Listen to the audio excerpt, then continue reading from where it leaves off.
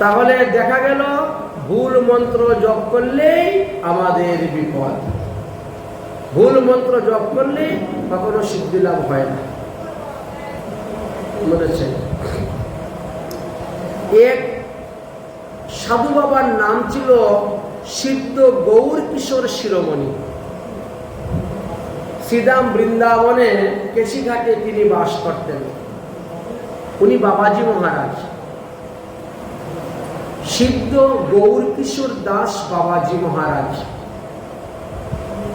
তিনি জন্মগ্রহণ করেছিলেন 1220 বাংলায়। ওনার পিতার নাম ছিল গুরুপ্রসাদ মুখার্জ, জ্যাঠার নাম ছিল রামকৃষ্ণ মুখার্জ, কাকার নাম ছিল প্রাণকৃষ্ণ মুখার্জ। তারা ছিল 6 ভাই 1 বোন। তিনি জন্ম নিয়েছিলেন কাটুয়ায়, মহকুমারের কাছাকাছি। কাটুয়া মহকুমারের অধীনে কুতুবগ্রাম গুড়পাড়া জন্ম হয়েছে। তিনি বিবাহ করেছিলেন, স্ত্রীর নাম ছিল রামদাসী। অনেক পুত্র কন্যা ছিল। তিনার জীবনীতে জানা যায় যে তিনি প্রথম জীবনে দীক্ষা নিয়েছিলেন ফরিদপুর গ্রামের নিবাসী বিনোদলাল গোস্বামীর নিকট থেকে কৃষ্ণ মন্ত্রে দীক্ষা নিয়েছিলেন। তারপরে তিনি সংস্কৃত স্কুলে লেখাপড়া করেছেন। পরে পণ্ডিত হয়ে শিক্ষা নিয়েছেন সখীচরণ দাস বাবাজি মহারাজের কাছ থেকে। দীক্ষা শিক্ষা নেওয়ার পর তিনি হয়ে গেলেন একজন বড় পাঠক। এই পশ্চিমবঙ্গের মধ্যে সেই সময়ে তিনার মতন দ্বিতীয় পাঠক আর কেউ নেই। বিভিন্ন জায়গায় যান, প্রতিদিন পাঠ, প্রতিদিন কীর্তন, প্রতিদিন ধর্ম প্রচার চলছে। এভাবে হতে হতে বার্ধক্য বয়স এসেছে।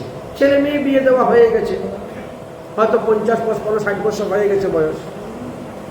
এবার তার ইচ্ছা হলো আমি বৃন্দাবন ধামে যাব, বাকি জীবনটা বৃন্দাবনে থাকবো, বৃন্দাবনে কাটাইব, বৃন্দাবনে ভজন করব। এবার বৃন্দাবন ধামে গিয়ে কেশিঘাটের নিকটে একটা ব্রজবাসীর ঘর ভাড়া নিয়েছেন। তো যেদিন তিনি বৃন্দাবনে গিয়ে ঘর ভাড়া নিয়েছেন, তার পরের দিনে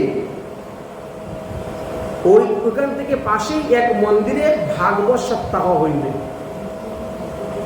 7 দিন ভাগবত পাঠ হইবে। এসে নিমন্ত্রণ এসে গেছে। আজকে বিকালবেলা অধিবাস, আগামীকাল হইতে ভাগবত সপ্তাহ হবে 7 দিন। সকালবেলা 6টা থেকে 12টা পর্যন্ত মূল সংস্কৃত পাঠ হবে। তারপরে মহাপ্রভুর ভোগ হবে, ভোগ অন্তে প্রসাদ বিতরণ, ভুরি ভোজন সবাইকে। রাত্রিবেলা বিকাল 4টা থেকে রাত্রে 9টা পর্যন্ত বাংলা ব্যাখ্যা হবে। তারপরে আবার প্রসাদের ব্যবস্থা আছে। এখন সেই গৌর কিশোর শিরোমণি চিন্তা করলেন, তাহলে তো আর 7 দিন রান্না বান্নার কোনো দরকারই নেই। ওখানে যাব, ভাগবত শুনবো, 2 বেলা প্রসাদ পেবো, আসবো, ঘুমাবো, ভালোই হলো। কিন্তু উনি একজন মস্ত বড় পাঠক ভাগবতের। সারা জীবন বাংলায় পাঠ করে বেরিয়েছেন পশ্চিম বাংলায়। দেখি বৃন্দাবনবাসী বৈষ্ণবরা কেমন ভাগবত পাঠ করে, তাদের মুখে একটু ভাগবত পাঠ শুনি। এই জন্য তিনি ভাগবত পাঠ শোনার জন্য সবার আগে গিয়ে বসেছেন। এবার কীর্তনীরা আসলেন, গুরু বন্দনা হলো, বৈষ্ণব বন্দনা হলো, পাঠের আন্নি কীর্তন হলো, পঞ্চতত্ত্ব হলো, হরিনাম হলো, ভাগবতের আরতি হলো। এবার ব্যাসদেব বসলেন ভাগবত পাঠ করার জন্য। তো ভাগবত পাঠ করতে গেলে প্রথমেই ভাগবতের মঙ্গলাচরণ করতে হয়। ভাগবতের মঙ্গলাচরণ করতে গিয়ে ওই পাঠক মশাই কি করছেন, অনর্পিত চরিঞ্চিরাত করুণায়ব তীর্ণ কলো, যেই শ্লোকটা ধরেছেন এমনি গৌর কিশোর শিরোমণি আসন থেকে উঠে দাঁড়িয়ে গেছেন। আপনি ভাগবত পাঠ করতে বসেছেন না চৈতন্য চরিতামৃত পাঠ করতে বসেছেন? আপনি কৃষ্ণলীলা বলতে বসেছেন না গৌর লীলা বলতে বসেছেন? পাঠক মশাই বলছেন আমি তো ভাগবত পাঠ করতেই বসেছি, আমি তো কৃষ্ণলীলাই বলবো। তাহলে অনর্পিত চরিত্র কেন বললেন? এটা তো মহাপ্রভুর শ্লোক, মহাপ্রভুর বন্দনা। করুণায় অবতীর্ণ কলু কেন বললেন? এইটা তো ভাগবতের মঙ্গলাচরণ নয়। ভাগবত তো আমিও পড়েছি, ভাগবতের 18,000 শ্লোক আমার মুখস্থ। 18,000 শ্লোকের মধ্যে কোথায় লেখা নাই অনর্পিত চরণচিরাজ করুণায় অবতীর্ণ কলৌ। আপনি কেন বলবেন ভাগবতে বসে এটা? এখন যে মূল পাঠক তিনি বলছেন বাবা আমি তো ভাগবতের মধ্যে দেখতে পাই অনর্পিত চরণচিরাজ শ্লোক, এই জন্য আমি অনর্পিত চরণচিরাজ বলছি। গৌর কিশোর শিরোমণি বলছে ভাগবতের 18,000 শ্লোকের মধ্যে কোথায় লেখা নাই অনর্পিত চরণচিরাজ। আপনি আমাকে দেখাতে পারবেন? আমিও পশ্চিমবঙ্গের একজন পণ্ডিত, সারা জীবন ভাগবত পাঠ করেছি, কাটুয়াতে আমার জন্ম। ঠিক আছে, আসুন আসুন আপনাকে আমি দেখাচ্ছি ভাগবতে অনর্পিত চরণচিরাজ শ্লোক। এই যে 2টা শ্লোকের মধ্যেখানে যে সাদা জায়গা দেখা যাচ্ছে না, ওই সাদা জায়গার মধ্যে ভালো করে লক্ষ্য করে দেখুন, এখানে অনর্পিত চরণচিরাজ লেখা আছে। গৌর কিশোর শিরোমণি দেখতে পাচ্ছেন না। আপনি মিথ্যা কথা বলছেন, সাদা জায়গার মধ্যে কোনো কিছু লেখাই নাই। আরে আমি ভাগবতের আসনে বসে ভাগবত ধরে আমি আপনার কাছে মিথ্যা কথা বলবো? কেন মিথ্যা কথা বলবো? 2 পণ্ডিতে শুরু হয়ে গেছে ঝগড়া, 2 পণ্ডিতের শুরু হয়ে গেছে। এখন ভাগবতের যে মূল বক্তা তিনি বলছেন আপনি দেখতে পান না তো আমার কি দোষ? আমি দেখতে পাচ্ছি তাই আমি পাঠ করতেছি, আপনি দেখতে পান না তো আমার কি দোষ? গৌর কিশোর শিরোমণি বলছেন তাহলে আমিও ভাগবতে অনর্পিত চরণচিরাজ দেখতে চাই, কিভাবে দেখা যাবে? বলে তাহলে আপনাকে দীক্ষা নিতে হবে। গৌর কিশোর শিরোমণি বললেন আমি তো দীক্ষা নিয়েছি, আমার গুরুদেবের নাম হলো বিনোদলাল গোস্বামী। দীক্ষা নিয়েছেন? তাহলে শিক্ষার কোনো অভাব আছে? আরে শিক্ষা আমি নিয়েছি সখীচরণ দাস বাবাজি মহারাজের কাছ থেকে। দীক্ষা শিক্ষা দুটাই আমার হয়ে গেছে। তাহলে আপনি দেখতে পাচ্ছেন না কেন ভাগবতে অনর্পিত চরণচিরাজ? এক কাজ করুন, আপনি আরেকবার দীক্ষা নেন। কি দীক্ষা কবার হয়? দীক্ষা তো হয়েই গেছে, দীক্ষা গুরু তো আমার আছেন বিনোদলাল গোস্বামী। হবে না, ওই দীক্ষার ঘরে কোনো একটা গন্ডগোল আছে। না হলে আপনি ভাগবতে দেখতে পেতেন অনর্পিত চরণচিরাজ। তাহলে আপনি আরেকবার দীক্ষা নিন, কোন এক সিদ্ধ মহাত্মার কাছ থেকে দীক্ষা নিবেন। কোন এক সিদ্ধ মহাত্মাদের কাছ থেকে দীক্ষা নেন, আর শিক্ষাটা এবার আমি দিব। আমি যা শিক্ষা দিব আমার কথা মতো আপনি চলবেন। মাত্র 7 দিন, আজকে থেকে 7 দিন ভাগবত পাঠ হবে। 7 দিন, আর দিনের দিন আমি যদি আপনাকে ভাগবতের মধ্যে অনর্পিত চরণচিরাজ শ্লোক দেখাতে না পারি, আমি আর কোনোদিন ভাগবত আসরে বসবো না, ভাগবত পাঠ করব না। কিন্তু দীক্ষা নিতে হবে আপনাকে সিদ্ধ মহাত্মার কাছ থেকে। সেই সময়ে নবদ্বীপের জগন্নাথ দাস সিদ্ধ বাবা ওই বিহারী নামক শিষ্যের মাথায় করে ঘাড়ে করে বৃন্দাবনে গিয়েছেন। বুঝতে পেরেছেন? তিনাকে দর্শন করে গিয়ে এবার তিনা চল বাবা আপনি আমাকে দীক্ষা দিন, আমি দীক্ষা গ্রহণ করতে চাই। ঠিক আছে বসো। যাই দীক্ষা নিলেন। দীক্ষা নিয়ে এসে এবার পাঠক মশাইকে বললেন আপনি আমাকে শিক্ষা দিন। শিক্ষা বলতে কোনো মন্ত্র নাই, শিক্ষা হলো কিভাবে সাধন ভজন করতে হয় তা শিখানো। ভজন করতে গিয়ে তো অনেকে ভুল করেন। মালার গুটিটা ধরে কিভাবে টানবেন, কোন আঙ্গুলের মধ্যে গুটি রেখে টানবেন, যখন ওই মাথা থেকে ওই মাথায় পৌঁছে যাবেন তখন মালাটা ঘুরাবেন কেমন করে, এটা তো জানার দরকার। আচমন করছেন, আচমনের মন্ত্র কি, বিধি কি, জানার দরকার। তিলক করছেন, কোন পরিবারে তিলক করছেন, কোন সম্প্রদায়ে তিলক করছেন। এই যে উনি ফুটা তিলক করে এসেছে, তো ফুটা তিলকটা কোন সম্প্রদায়ে বলতে পারবেন? কোন সম্প্রদায়ের তিলক নয়। তার মানে তিনি কোনো সদ্গুরুর চরণাশ্রয় করেনই নাই। যদি সম্প্রদায়ের অন্তর্ভুক্ত সদ্গুরুদেবের চরণাশ্রয় করতেন তাহলে তার তিলকটা থাকতো তার পরিবার অনুসারে। নিত্যানন্দ পরিবারের যদি হতো তার গুরু, তাহলে তিনি বাঁশপাতার মতো তিলক করতেন। তিনি যদি অদ্বৈত পরিবারের কোন সাধুর কাছ থেকে দীক্ষা নিতেন তাহলে তিনি বট পাতার মতো তিলক করতেন। তিনি যদি নরোত্তম দাস ঠাকুর মহাশয়ের পরিবারকে দীক্ষা নিতেন তাহলে তুলসী পাতার মতো তিলক করতেন। যদি তিনি গদাধর পরিবারের কারোর কাছে দীক্ষা নিতেন তাহলে নকুরের মতো তিলক করতেন। তো ফুটা তিলক তো কোনো সম্প্রদায়ের নয়, তার মানে তিনি কোনো সম্প্রদায়ের অন্তর্ভুক্ত সদ্গুরু চরণাশ্রয় করেন নাই। এটাই তো প্রমাণিত হয়, এটাই জানা যায়। ঠিক তেমনি ভাবে এই হলো শিক্ষা। শিক্ষা বলতে কোনো মন্ত্র নাই, শিক্ষাটাই হলো আসল। তুমি যখন সৎসম্প্রদায়ের দীক্ষা নিচ্ছ তাহলে তোমার গুরু পরিবার অনুসারে তুমি তিলক করবে, এত ভিন্ন অন্যভাবে তিলক করবে না। বক্র তিলক, ফুটা তিলক কখনো করতে যাবে না। তোমাকে যখন গুরুদেব দীক্ষা দিয়েছেন তখন তোমাকে যেভাবে তিলক রচনা করে দিয়েছেন তুমি সেইভাবে তিলক করবে, অন্যথায় অন্যভাবে করবে না। এই শিখানোটার নামই হলো শিক্ষা গুরু, আর কিছু নয়। পাঠক মশাই তিনাকে শিক্ষা দিলেন কিভাবে মন্ত্রকে জপ করতে হবে, স্মরণ করতে হবে, ক্রম অনুসারে শিখবেন। 7 দিন আপনাকে পাঠে আসতে হবে না, পাঠ শুনতে হবে না। আমি যে পদ্ধতি বলতেছি পদ্ধতি অনুসারে আপনি সাধন করুন, ভজন করুন। সাধ্য বস্তু পেতে গেলে, দেখতে গেলে সাধন করতে হয়।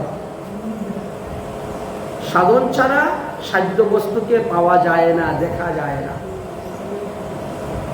7 দিন ভোজন করার পরে 8ম দিবসে এসে উপস্থিত হলেন। পাঠক মশাই গ্রন্থ খুলে বলছেন, দেখেন তো দেখতে পান কিনা, দেখেন এইখানে দেখুন, এইখানে দেখুন, ওইখানে দেখুন। এবার গৌর কিশোর শিরোমণি প্রত্যেকটা শ্লোকের 2 লাইনের মধ্যে ফাঁকের মধ্যে দেখতে পান অনর্পিত চরিঞ্চিরাত লেখা। এই আশ্চর্য কথা। আমি এত বছর ধরে ভাগবত পাঠ করলাম, ভাগবত করলাম, কিন্তু কোথায়ও দেখতে পাই নাই। তখন বললেন, দেখলেন সিদ্ধ মহাত্মার কাছে দীক্ষা নেওয়ার গুণটাই আলাদা। অতএব এবার আপনি বুঝতে পেরেছেন গৌর কিশোর শিরোমণি তারপরে আর বৃন্দাবন ত্যাগ করে আসলেন না। যখন কিনা স্ত্রী মারা গেলেন, স্ত্রী মারা যাওয়ার পরে তিনি নিত্যানন্দ দাস বাবাজি মহারাজের কাছ থেকে বেশ আশ্রিত হয়েছিলেন, তারপরে বাবাজি হয়েছে। এই জন্য তিনার নাম এখনো আছে সিদ্ধ গৌর কিশোর দাস বাবাজি মহারাজ। তিনার জীবনে গুরু হলেন 5 জন। তার মধ্যে দীক্ষা গুরু 2 জন, শিক্ষা গুরু 2 জন, আর বেশের গুরু ছিলেন 1 জন। এই 5 জন গুরুর কৃপা পেয়ে তিনি দেখতে পেয়েছিলেন। আর ভাগবতে তো অবধূত সংবাদ আছে, যদবধূ 24 জন গুরু ছিল একজনের। এটা 7ম দিবসে আলোচনা করা হবে। এই জন্য তো বলা হয় গুরু কৃপা হি কেবলম। যাই হোক, বৃত্তাসুর গুরু কৃপায় তো উদ্ধার হয়ে গেলেন, কিন্তু দেবরাজ ইন্দ্রের আবার পাপ হয়ে গেল, ব্রহ্মহত্যা পাপ। কারণ বৃত্তাসুর ব্রাহ্মণের ছেলে, এই কারণে তিনার ব্রহ্মহত্যা পাপ হয়ে গেল। কিন্তু এই পাপ কে নাশ করবে? আর তো কেউ তিনার পাপ নিতে রাজি নয়। আগে যে পাপ করেছিলেন সেই পাপকে তিনি 4 ভাগে বিভক্ত করে 4 জায়গায় দিয়েছেন, কিন্তু এখন যে ব্রহ্মহত্যা পাপ করছে সে পাপ কে নাশ করবে? তাই তিনি নিজের প্রাণ নিয়ে পলায়ন করলেন। পরে তিনি কোথায় গেলেন? মানস সরোবর, যে সরোবর লক্ষ্মী দেবীর অধীনে ছিল। ওই মানস সরোবরে গিয়ে জলের নিচে পদ্ম ফুলের মৃণালের ভিতরে ঢুকে আত্মরক্ষা করে তিনি ছিলেন। কারণ ওখানে ব্রহ্মহত্যা পাপ যেতে পারে না, ব্রহ্মহত্যা পাপ সেখানে স্পর্শ করতে পারে না। আর ওখানে বসে তিনি হরিনাম জপ করতে শুরু করলেন, হরিভজন করতে শুরু করলেন। কারণ ভগবানের নাম, ভগবানের ভজন ছাড়া পাপকে নাশ করা যায় না। ভক্তি ছাড়া ভগবান এই পাপকে নাশ করা যায় না। ব্রহ্মহা পিতৃহা গোবিনা মৃতশ্চায় মতমগণম শৈস্তম পুষ্প পিতাবাপি শুদ্ধমে সৎ ইয়ৎ সংকীর্তনম। বলা হয়েছে যদি কেউ ব্রহ্ম হত্যা করে, মাতৃহত্যা করে, গু হত্যা করে, গুরু হত্যা করে, এমনকি কুকুরের মাংস ভুজি চণ্ডাল পর্যন্ত সর্ব পাপ থেকে মুক্ত হয়ে যাবে যদি সে ভগবানের নাম সংকীর্তন করে, জপ করে। তময়স্য মেধানা মহামাঘেন, 10 বার যে ব্যক্তি অশ্বমেধ যজ্ঞ করছে তাকেও পৃথিবীতে এসে জন্মগ্রহণ করতে হয়। কিন্তু যারা ভগবানের নাম সংকীর্তন করেন, ভগবানকে প্রণাম করেন, তাদেরকে পৃথিবীতে আসতে হয় না। তাই বর্ষানি সহস্রানি লক্ষত মতমাব্রয়া, 1000 বৎসর মান সরোবরের জলের ভিতরে পদ্ম মৃণালের অন্তের মধ্যে প্রবেশ করে তিনি সেখানে লুকিয়ে থেকে ভজন করেছিলেন। এই 1 বৎসর দেবরাজ ইন্দ্র অনাহারে ছিলেন। কারণ দেবরাজ ইন্দ্রের খাবার দেন কে? অগ্নিদেব। তো অগ্নিদেব তো জলের ভিতরে প্রবেশ করতে পারে না, এই জন্য তিনিও খাবার পেলেন না। মানসরোবরের পদ্মের অধিষ্ঠাত্রী শ্রী বিষ্ণু পত্নী লক্ষ্মী দেবী ইন্দ্রকে রক্ষা করেছিলেন এবং ঈশানকুনের অধিষ্ঠাত্রী দেবতা রুদ্রদেব তাকে রক্ষা করেছিলেন, যার কারণে ইন্দ্র সেখানে থেকে জপ করে পাপ থেকে মুক্ত হয়েছিলেন। তাহলে আমাদের এক একটা দিকের এক একজন অধিষ্ঠাত্রী দেবতা বর্ণনা করলেন। এই 1000 বৎসর কে রাজত্ব করেছিল? কে স্বর্গরাজ্য দেখাশোনা করেছিলেন? তখন বললেন মুচুকুন্দ। তিনি তখন এখানে রাজত্ব দেখাশোনা করেছিলেন। যাই হোক, বৃত্তাসুরের কাহিনীর কথা আমরা সংক্ষেপে আস্বাদন করলাম। অতঃপর আর কি কি ভগবানের লীলার কথা আছে তাহা আপনি আমার নিকট কৃপা করে বর্ণন করুন। পরমহংস শিরোমণি সুখদেব গোস্বামী পাদ বললেন, এদিকে দেবতাদের মা অদিতি দেবী এখন মহা খুশি যে আমার ছেলেরা এখন স্বর্গ রাজ্য ভোগ করতেছে। কিন্তু দিতি বড় দুঃখিত। দিতি হলেন দৈত্যদের মা। আমার ছেলেদেরকে মেরে পিটে ভাগিয়ে দিয়েছে, আর দেবতারা আবার স্বর্গরাজ্যে বসে গেছে। আমি মা হয়ে আমার ছেলে মেয়েদের দুঃখ দেখে সহ্য করতে পারছি না। আমি এখন এমন একটি সন্তান জন্ম দিব যে সন্তান ইন্দ্রকে বধ করবে। এই জন্য তিনি মনে প্রাণে কৈশব ঋষির সেবা করতে শুরু করলেন। কশ্যপ ঋষি তার সেবাতে সন্তুষ্ট হয়ে তার কাছে আসলেন।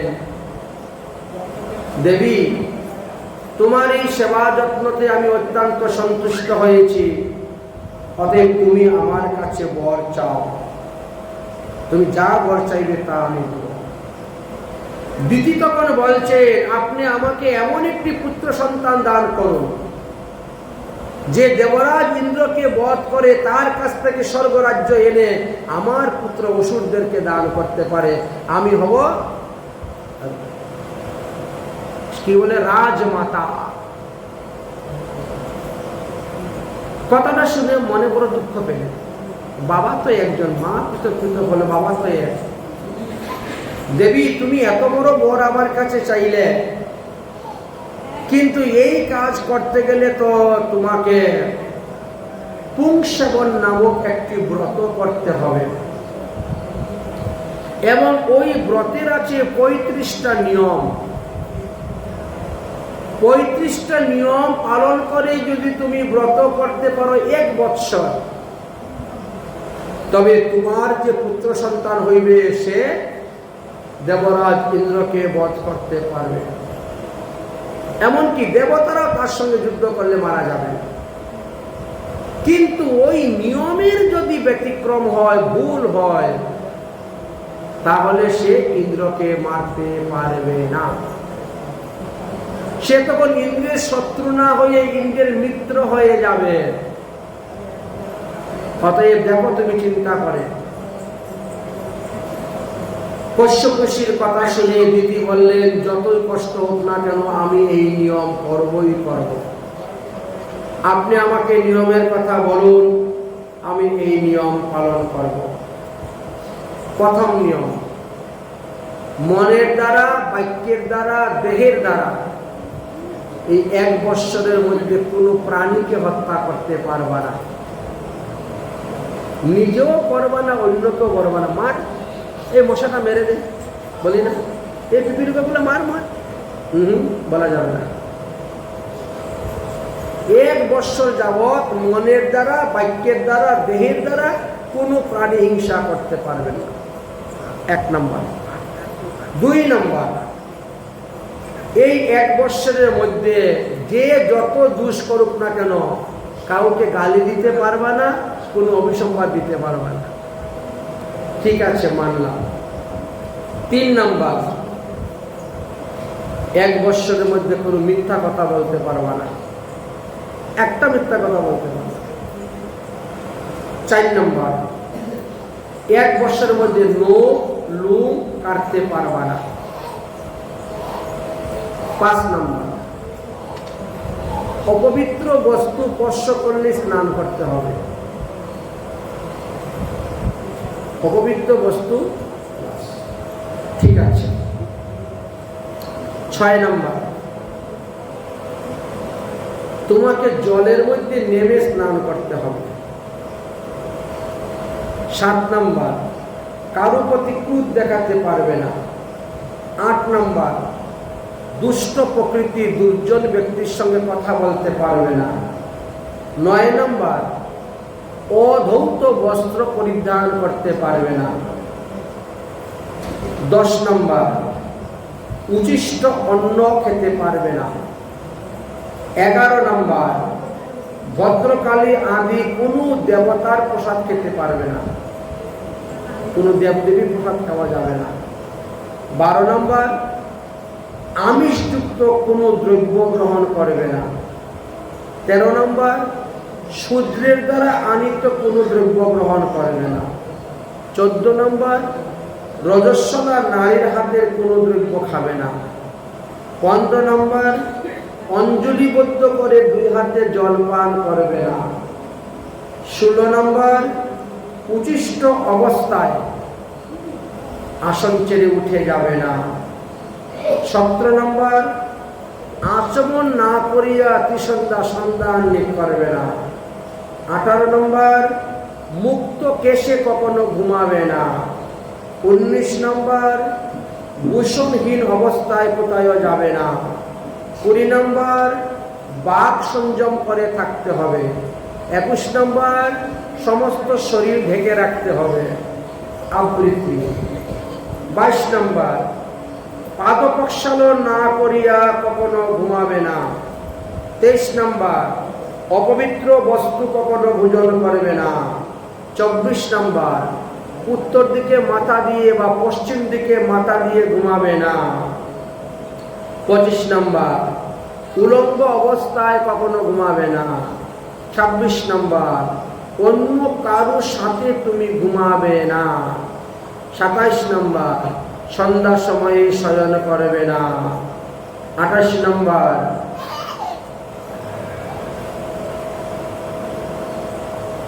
ধোয়া কাপড় মাঙ্গলিক দ্রব্য সর্বদা ভূষিত থাকবে। 29 নম্বর, প্রাতকালেই আগে গু ব্রাহ্মণকে ভোজন দিবে, তারপর ভোজন করবে। 30 নম্বর, লক্ষ্মী নারায়ণের পূজা প্রতিদিন করতে হবে। 31 নম্বর, সদবা নারীদেরকে ভোজন দেওয়াতে হবে। 32 নম্বর, পুষ্পমাল্য, সুগন্ধি দ্রব্য, নৈবেদ্য, অলঙ্কার প্রভৃতি ষোলোপচারে ভগবানের পূজা করতে হবে। 33 নম্বর, স্বয়ং প্রতিদেবতার অর্চন করতে হবে। 34 নম্বর, এইভাবে 35টা নিয়ম দিয়ে পুংসবন ব্রতের কথা বললেন। এখন তিনি সেই ব্রত করার জন্য প্রস্তুত এবং স্বামীর কাছ থেকে গর্ভধান নিয়েছেন। ব্রত শুরু হয়েছে। দেবরাজ ইন্দ্র জানতে পারলেন আমার বিমাতা আমাকে মারার জন্য তিনি একটা ব্রত করতেছেন। এই ব্রত সম্পূর্ণ হলে তিনার গর্ভ থেকে যে সন্তান উৎপন্ন হবে সেই সন্তান আমাকে মেরে দিবে, আমি বাঁচব না, আমাকে কেউ বাঁচাতেও পারবে না। তাহলে কাজ হলো তিনার এই নিয়মের মধ্যে ভুল ধরা, ভুল করা, এছাড়া কোনো উপায় নেই। এই জন্য ইন্দ্র মনের দুঃখ মনের মধ্যে চেপে রেখে হাসি মুখে গিয়ে উপস্থিত হয়েছেন বিমাতার কাছে। ও মাসিমা, তুমি নাকি একটা ব্রত করতেছ, খুব ভালো, খুব ভালো। ব্রতের যখন যা দরকার আমাকে বলিও, ফুল এনে দাও, তুলসী এনে দাও, বাজার ঘাট করে দাও, সব আমি করবো। তুমি ব্রত করতেছ, এটা উত্তম কথা।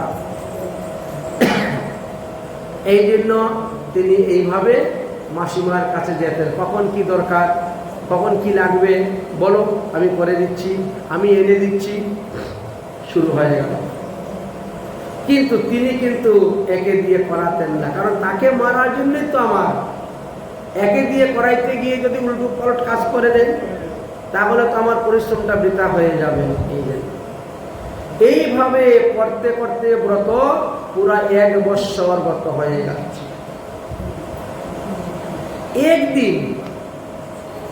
একদিন রাত্রিবেলা বাথরুম করতে গেছেন, আর পাক না ধুয়ে এসে ঘুমিয়ে পড়েছেন। এই দোষ পেয়ে গেল। ব্রত করতে করতে তিনি অধৈর্য হয়ে গেছেন, এই দোষ তিনাকে পেয়ে গেল। ইন্দ্র তখন দেখলো যে এই একটা দোষ পাওয়া গেছে, এই তো সুযোগ। ওই সুযোগে তিনি কি করলেন, যুগ বলে দিতির গর্ভে প্রবেশ করলেন। গিয়ে থেকে সন্তান একেবারে পরিপূর্ণ, ভূমিষ্ঠ হওয়ার সময় এসে গেছে। অস্ত্র দ্বারা মাতৃগর্ভে তাকে কেটে 7 টুকরা করেছিলেন। কিন্তু তপস্যার প্রভাবে এক একটা টুকরা হইতে হাত, পা, চোখ, নাক, মুখ বেরিয়ে যাচ্ছে। একটা সন্তান থেকে 7টা সন্তান হয়ে গেল। এক একটা সন্তানকে আবার 7টা করে টুকরা দিলেন। 7 49 খণ্ড হয়েছে। কিন্তু প্রতিটা খণ্ড থেকে চোখ, হাত, পাও, নাক, মুখ সব বেরিয়ে যাচ্ছে। দেবরাজ ইন্দ্র তো ওরা বিস্মিত হয়ে গেছেন, দেখলো মারা যাচ্ছে না, মরবে না, এমন তপস্যা করেছেন মাসিমা। শুরু হলো সন্তান প্রসব। একের পর এক সন্তান প্রসব করতে করতে 49 জন সন্তান প্রসব করেছিলেন। আর শেষে ইন্দ্র বেরিয়েছে, সঙ্গে সঙ্গে ধরে ফেলছে। অরে দেবরাজ ইন্দ্র, তুমি কখন আমার পেটের ভিতরে ঢুকলে? আমার তো একটা সন্তান জন্ম হওয়ার কথা, কিন্তু 49টা সন্তান হলো কেন? ইন্দ্র তখন সমস্ত ঘটনা খুলে বললেন, ক্ষমা চাইলেন, প্রাণ ভিক্ষা চাইলেন, তার অপরাধ ক্ষমা করে দিলেন। ইন্দ্র তখন বললেন যে আপনার থেকে যত সন্তান জন্ম নেয় তাদেরকে বলা হয় দৈত্য, দ্বিতীয় হইতে দৈত্যদের জন্ম। কিন্তু এই 49 জনকে আমার মিত্র, আমার বন্ধু করে দেবতা বলে গ্রহণ করে আমি স্বর্গে নিয়ে যাচ্ছি। এই 49 জন সর্বদা স্বর্গরাজ্য ভোগ করে। এইভাবে এদেরকে নিয়ে গেছিলেন। এই 49 পবন বা 49 মরুতির জন্মকথা আমরা আস্বাদন করলাম। এইভাবে 49 মরুতির কথা আস্বাদন করা হয়েছে। যাই হোক, ভগবত লীলা কথা শ্রবণ করতে করতে পরীক্ষিত মহারাজ সুখদেবকে বলছেন, গুরুদেব, ভগবানের আর কি লীলা আছে সেটা আপনি কৃপা করে আমার নিকটে বর্ণন করুন। পরমহংস শিরোমণি সুখদেব গোস্বামী পাদ বলছেন, এক সময় যুধিষ্ঠির মহারাজ একটি রাজস্বীয় যজ্ঞ করেছিলেন। সেই রাজস্বীয় যজ্ঞতে দেবর্ষি নারদ এসেছিলেন এবং দেবর্ষি নারদ সেখানে বসে হরিকথা আলোচনা করেছিলেন।